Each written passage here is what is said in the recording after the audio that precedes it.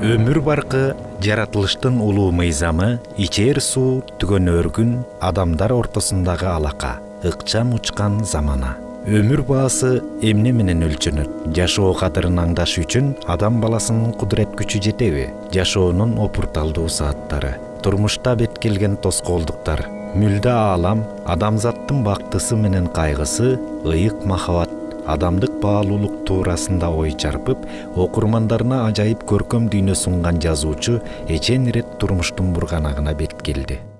И несмотря на то, что против Айтматова развернулась здесь, в Кыргызстане, яростная критика, потому что были здесь достаточно маститые писатели, которые из зависти хотели остановить полет молодого таланта.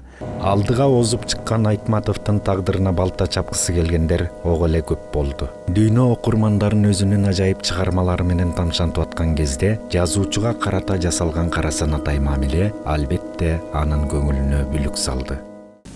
Каждый, любой человек думает, и ему предстоит думать о том, что такое жизнь и что такое смерть. Это неизбежно. Жазуучунун башынан нелер өтпөдү. Турмуштун суугуна тоңду, бирок азабына майышпады. Кыйынчылык кийин деле Айтматовду кыйгап өткөн жок. Далай ирет бет келди. Жеке чыгармачылыгында жеңиштерге жеткен жазуучу айланасында ага карата бут тосмой, ич тардыктарга кездешкенде кебелбей өтүп, токтоолукту, сабырдуулукту карманды. Анткени ал кыйынчылыкты чыдамкай адам чыйралып атып жеңээрин эң жакшы түшүнгөн. Тоскоолдуктарды токтоолук гана жеңет. Я, например, лично своими ушами слышал, я не хочу называть имена этих писателей, которые были членами Союза писателей Кыргызстана. Прямо на Дзержинской стояли и кричали громко: «Бугандай! Бул повесть аңгеме эме жөнүндө. Анын күйөөсү тиги фронтто жүрсө, защищая великую социалистическую отчизну, в это время эта проститутка связалась с каким-то бродягой казахом, донером и ушла, бросила». Какой мы пример подаем молодежь? Понимаете? Ведь это была страшная демагогия. Өткөндөн өрнөк ала албаган ниети кара, дили кир жандардан жабыр тарткан аалам, жабыркаган адамзат, айгышкан кармаш, ак каранын эрөөлү, Айтматовдун дүйнөсүнө түшкөн дүрбөлөң. Көрсө буларга тапшырма берип турду. Бу Айтматов өзүнүн чыгармасы менен жаштарга таасир тийип атат. Ал кайда гана болбосун киндик каны тамган шекер айылын көкүрөгүндө аяр сактаган. Айтматовду Айтматов кылган, аны улуу жазуучуга айланткан шекер айыл эле. Ошол жерден ал балакатка жетип, ошол жерден турмуштун каардуу барактарын ачкан. Туулган жериндеги сан түркүн адамдар анын ички дүйнөсүн ойготту, турмушту таанытты. У каждого человека есть своя родина.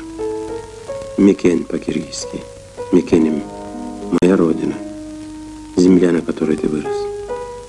Разумеется, не вся она есть цветущий сад, но именно такой.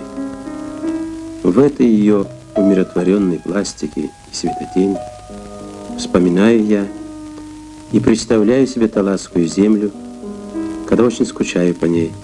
Жаңыдан жетилип келаткан Айтматовго алгачкы сокку атадан айрылуу болду. Ушул сокку, ушул өксүк аны өмүр бою коштоп жүрдү.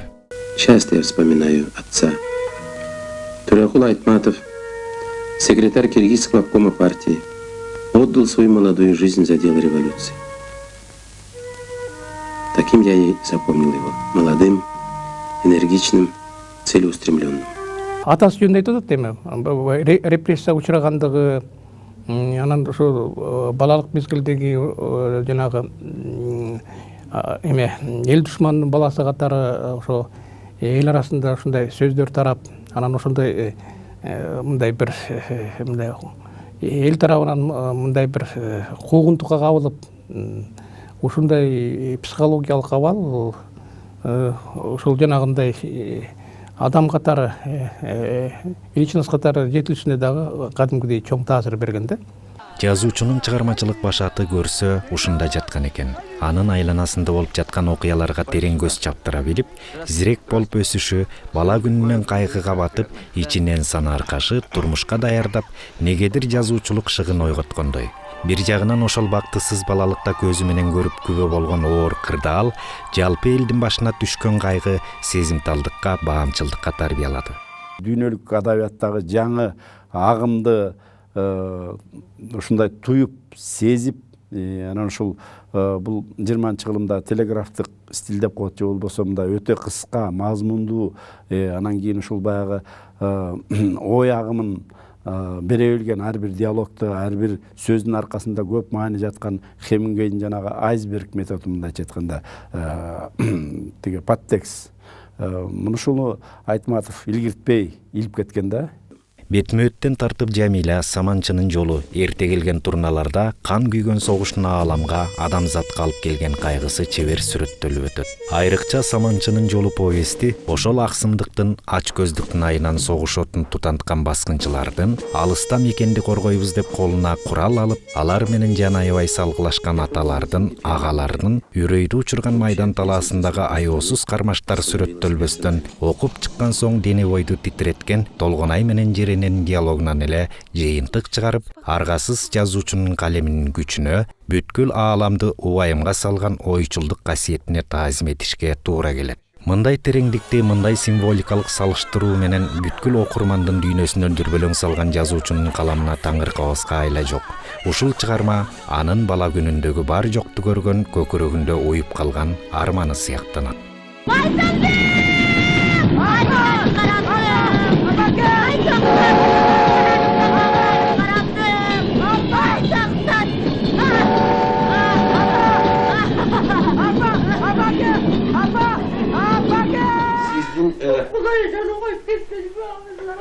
Sizdin uşul ömürüңүz жөнүндө, кылган эмгегиңиз жөнүндө, колхоз иштеген, сиздин балаңыз жөнүндө баарына мен колумдан келишинче китепке жазып неметип койдум да. Эми ошол элдин мына азырда келип отурган кишилер ошол себептен келип отурат. Сизди сыйлап, сиздин уулуңузду сыйлап, сиздин кылган эмгегиңизди сыйлап ушинтип келип отурат. Ölsem de atın açmaya vardı, sısırga gitti. Bu kişinin zalkarlığı kanday gana eme olmasın. Tüyşüktün bağırın, ene degen tartat. Buna Tolgonay'da algıla, değil. Tatına kaybalları var, güyösü var. Jüre karavaysın mı? Ayağında barından ayrılıp, canağı kanday diremeden tuğulu gelin tuğup, kalkan balanın oşonumuyla kalıp kalıp Karamanganı. Bu kaydan, mınday tüyüşük kaydan bunu kim çıkardı? Buğa kim günölük okuyun. Tetik oturun Stalin Hitler. Ayağım nemeden bitti. Gördüңөр mü? Ölüyen diye şu öldü, kalganı kaldı. Bırak bunun bardığını kim tartat? Ene. Жазуучунун багына ошол советтик доордун туш келгени да бир чети чоң жеңиш болду. Соцреализмдин тушунда жазуучунун талбаган мээнетинин акыбети кайтты. Анын үстүнө элдик оозеки чыгармачылыктан азыктанып, анан дүйнө адабиятын казган, эч кимдикине окшобогон өз үнү менен, өз стили менен жаңыча ой жүгүртүп, анан дагы эки тилде бирдей жаза билиши чындыгында Айтматовдун зор жетишкендигине айланды. Ага чейин ушундай кирпичтей китептер жазчу да. А болбосо ушундай тиги сыйымдуу чыгармачылыкка келип атат да. Ошонун ыкма каражаттарын таап ушундай психологиялуу, бир чети метафоралуу, бир чети сыйымдуу. Анан албетте ак сүйүүгө жар салып, махабатка таазим эткен Айтматов арадан аз гана жылдар өтпөй Жамилясы менен дүйнө элин тамшантты. Tous les écrivains russes. Французский писатель Луи Арагон. Мне не всегда удается печатать русских писателей, особенно советских. Есть люди, которым это не очень нравится, но с Джамилей произошла удивительная история. Ее сразу же напечатали, хотя романы о любви не привлекают у нас особого внимания. Для меня же это самая прекрасная на свете повесть о любви. Жамиля повести аркылуу ааламга аты дүң болгон жазуучу бир канча ирет калемдеш сапарлаштарынан ачуу кептерди эшитти. Бирок чөкпөдү, мүңкүрөп отуруп калбады. Калемин чыңап чыйралды. жазуучуга карата кара санатай мамиле бут тосмой, көө жапмайлар улана берди. Ошол жазуучулар союзунда талкууланып Насирдин Байтемиров уюштурган экен. Айтматовдун чыгармаларынын тили деген темада талкуу уюштурулган. Чындыгында эле буну анын тили, стили мындайча айтканда биздин жазуучулар үчүн өөн учураган. Бул ошол жанагындай көп сөз эмес, кыска, анан негизинен адамдын жан дүйнөсүнүн ички сезимдерин, табиятын изилдөөгө багытталган проза болгон. Бул биздин проза үчүн мындай, биздин жазуучулар үчүн мындай өгөй болгондо ушундай да жазабы деп таң калышканда, мындайча айтканда. Ошон үчүн бул объективдүү түрдө эле кабыл алган эмес. Ошол окуяга күбө болгондордун бири катары жазуучу Марбайжиев андагы жаралган тоскоолдуктар туурасында бир сөз менен айтканда Айтматовду адабияттан оолак кубалоо иш-аракеттерин мындайча эскерет. Пленум болуп калды. Москвадан бир топ досторубуз келди, орусча жазуучулардан. Тияктан бияктан келди, анан бир кезде карасак эле айланайын. Тиги бизди да чакырды. Чыгып алып туруп, эми ким экенин айтпай койгон, раматтуулуктар көз өтүп кетти. Ушундай. Жанагы Жамиля деген эмчүн берилди. Эмнени карап атат бар, тетиги, Ленинский премия. Бу кандайча болду? Чындап көргүлөчү дейт. Жамиля ким өзү? Патриоттук деген болуш керек да. Күйөөсү согушта жүрсө, бул тетиги тет жактан келген bir казакты ээрчип кетип калып атат. Согушту да аябай. Өрдөн өргө катам таштаган Айтматов дүйнө окурмандарынын алкоосуна алынып, мамлекеттик сыйлык ыйгарылганда бул жакта кутум уюштуруп, көрө албастыкка баргандар алыскы Москвага дейре тоголок кат жолдоп атышты. Ошол адабиятчы Кенжбек Асаналиевдин ой пикирлерине таянып, ошол фактылар менен айтканга аракет кылайын. Бу Алы Токонбаев тымызы билгизбей кармашкөчкө Түгөлбай Сыдыкбеков ачыктан ачык эле баягы тиги сын калган да. Бизде болсо мына Чыңгыз Айтматовдун чыгармачылыгын жазылган биринчи мугалим деген кыргыздын табиятына жат нерселердин баарын көрсөтүп атат деп келип, анан кийин ошол Айтматов деген ошо кыргыздын табиятын жакшы билбейт деген, кыргыздын үрп адат салттарын жакшы билбейт деген кинени коет да. Бирок ал ошол катта жазылган фактылардын баардыгы тең учурунда көпчүлүккө маалым болбой, кийин 80-жылдардын 70-жылдардын аяк чендеринде, эгер жаңылбасам да, бул Кыргызстан маданиятына которуп чыгарышкан да. Жупуну турмуш кечирип, эл көргөн азапты кошо көтөргөн элеттик каармандар аркылуу Айтматов адамзаттын ички толгонуусун толук ачып бере алды. Турмушту ал кандай көрсө, ошондой сүрөттөп, өзүнүн ички менинен сызылып чыккан баяоо дүйнөсү аркылуу жалпы адамзаттын жүгүн кошо көтөрдү. Мына ушунусу менен ал адабияттын каалгасын ачып, төрүнөн сыйлуу орун алды. Чыңгыз Айтматовдун калемине таандык эмгектердин ичинен өзгөчө орунда турган повесттердин бири Гүлсарат повести болуп саналат. Жазуучу буга чейинки чыгармаларынан айырмаланып, Гүлсарат повести социалдык пландагы эң урунттуу көйгөйлөрдү көтөрө алган курч чыгарма. Гүлсарат повестинде жазуучу социалдык конфликттерди, карама-каршылыктардын тээ-тереңинен изилдөөгө аракет жасаган. Ушул повести аркылуу Айтматов кантип ошол социализм учурунун гүлдөө доорунда коомдо болуп жаткан көйгөйлөрдү жана советтик системанын тамырына доо кеткен негизги себептерин тайманбай этпей айткан деп аң-таң болобуз. Авторитардык бийликти коркпой сынга алуу, өз оюн жаап жашырбай ачык айтууга чакыруу, кайдыгерликтин сазынан суурулуп чыгуу, айтор окурманды толгон токой түйшүккө салган Гүлсарат повести биз үчүн абдан баалуу таберик. Коомду сынга алып, анан ошо метафоралык каймана мааниде айтып, анан көптөрү ошол мезгилде ушундай ыкма каражаттарын түшүнбөй калганда, ошон үчүн ал баягы коомду деген терең кирип, терең ошол тиги сынга алып атат да. Асаналиев туура айтып атат, ошо жанагы Гүлсаратка чейин бул романтикалык, патетикалык деңгээлде жазып келген ошол тиги. Ал ошол Гүлсараттан кийин конкреттүү, анан кийин баягы предметтүү түрдө жазып, анан кийин баягы коомду сынга ала баштаган да.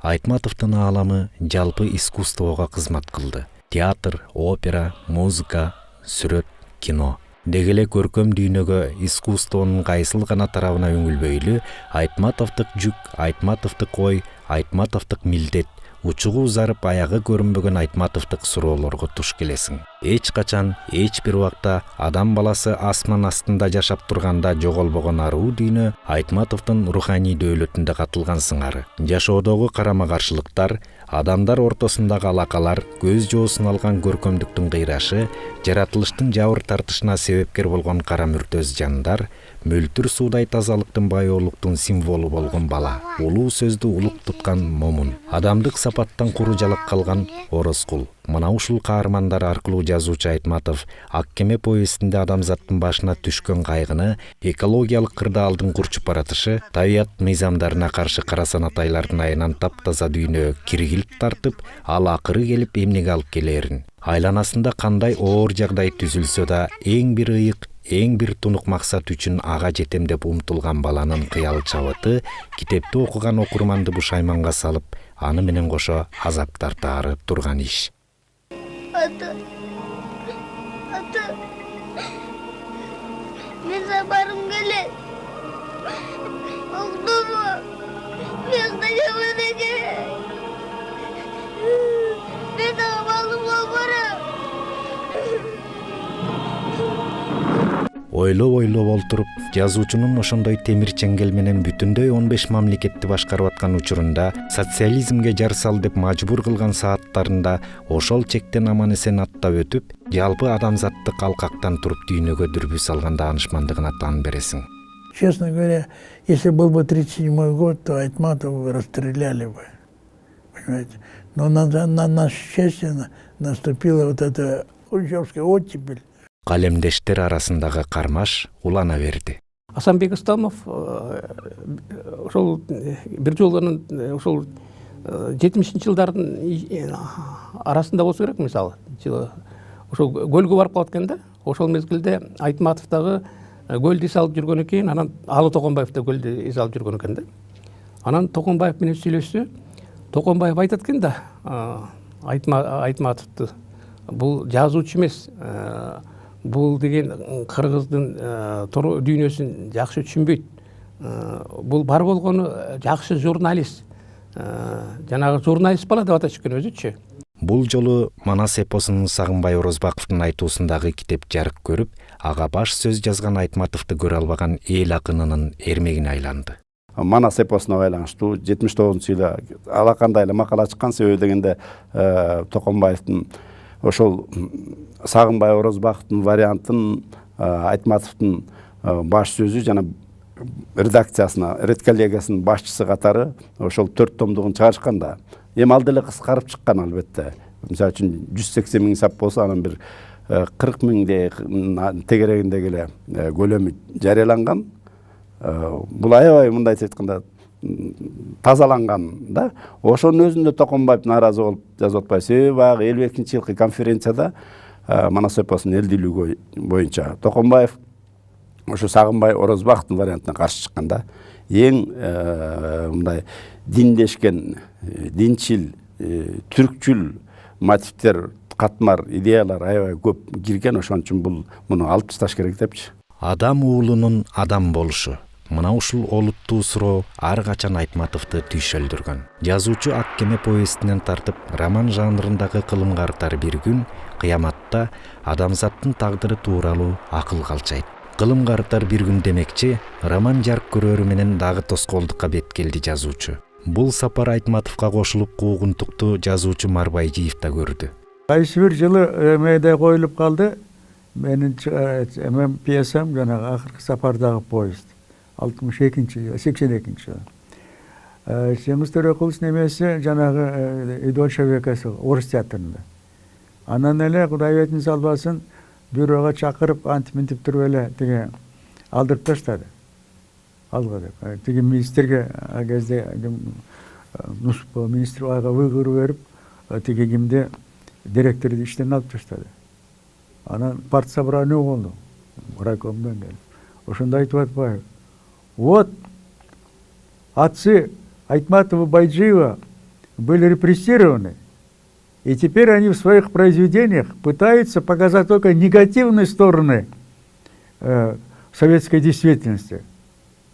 деп согуп атпайбы. Турмуш жалаң күрөштөн турарын түшүнгөн Айтматов сабырдын түбү сары алтын экенин терең түшүнчү. Көпчүлүктүн көңүнөн кетпеген Айтматов менен Токонбаев ортосундагы тирешүү 80-жылдардын соңунда орун алды. Но молодые писатели добились партийного собрания, они вышли, значит, повестку дня включили. Вот, критика Айтматова под рукой написано Алла Токонбаева, и молодые писатели все обрушились на Аллу Токонбаеву. И я хорошо помню Аликека, он сидел в первом ряду, вот ногу на ногу закинул, вот как памятник перед оперным театром, вот так вот сидел с откинутой головой и смотрел в глаза все, кто на трибуну выходил там. И когда выступали там молодежь, там типа Бексултан Джакиева там, или Мара Баджиева, он это мимо ушей пропускал. Но когда на трибуну вышел Тимиркулу Металиев, он сразу же, значит, встрепенулся, как старый беркут. Вот, значит, его противник по Союзу писателей в этих группировках, значит, вышел. И когда Темике начал, ну, достаточно очень баяго.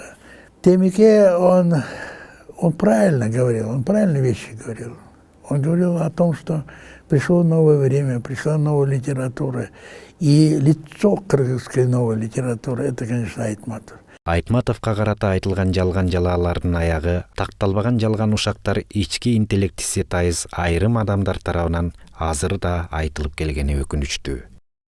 Айтматов айтпаган, Айтматовка мүнөздүү эмес ал тургай. Дегеле оюна келбеген, түшүнө келбеген нерселерди дагы жабыштырып жүрүшөт. Мисалы үчүн 90-жылдардагы Ош окуясында ошо ал көрсөтүүнү мен да көргөм. Себеби дегенде ошол Ош окуясы боюнча атайын Айтматов Москвадан келатканда биринчи Ташкентке кайрылып, андан кийин ошо Каримов менен жолугуп, анан өзбектин ошо кездеги өзбек элинин атактуу жазуучулары Примкул Кадыров менен Адыл Якубовду эшитип алып, ушул Ошко келип, алар өзбек ели менен жолугуп, анан кийин Айтматов ошол тиги интервью берген да, ошол интервьюсун тиги эми ал киши журналист эмес, тиги Барып Ырыспаев алып барган. Ал каны эмне себептен алып барып калганын, ал ошол кезде ошол окуяга байланыштуу ошто ошо Айтматовду коштоп жүргөн. Бирок эч кандай журналисттик мындай бир кесиптик даярдыгы жок киши алып барган ошо бир чети туура эмес болгон. Анан кийин эми партиялык баягы тапшырма менен барган киши балким ошо өзүн билемдиктүү алып барган болуш керек. Бирок ошондо ошо Барып Ырыспаевдин оозунан чыккан сөз. Алайлык атчандар, акмактар келип алып ушундай деп ошол Барып Ырыспаев айткан да бул сөздү. Анан ошону эми Айтматовдун мындайча айтканда көрө албагандар, душмандары деп койсо болот. Ошону бурмалап, буруп бул сөздү Айтматов айткан деп ошого жабыштырып жүрүшөт. Кыйчалыш учур, кыйын кезеңдер. Албетте ошо Чыңгыз Айтматовдун чыгармачылык жолунда коомдук ишмердүүлүгүндө жеке адамдар тарабынан, көрө албастар тарабынан, бийлик тарабынан көп эле бут тосуулар болгон. Бирок ошонун баардыгын Айтматов өзүнүн сабырдуулугу менен, даанышмандыгы менен жеңе билди десек болот. Айтматов, которого все сейчас обвиняют, не все, конечно, я извиняюсь, есть какая-то категория людей, которые, кыргыз эмес, эми үчүн кыргызча жазган эмес, тиги муну деп и так далее, бул жүргөн сөздөрү. Где они были в 60-х годах, 70-х годах, 80-х годах, когда мы все сидели вот так вот, тиги олдурду жумуп отурганбыз. Айтматов бүткүл дүйнө элдеринин арзуусуна айланып, абырою айга, кадыры күнгө жеткен кезде да адамзат алдындагы түйүнү чечиле элек суроолор менен алек болуп, жан дүйнөсүнө түшкөн бороонду тыңшай, аздектелген ыйык сезим жана улуу жалгыздыкты эч туткандай туюлат.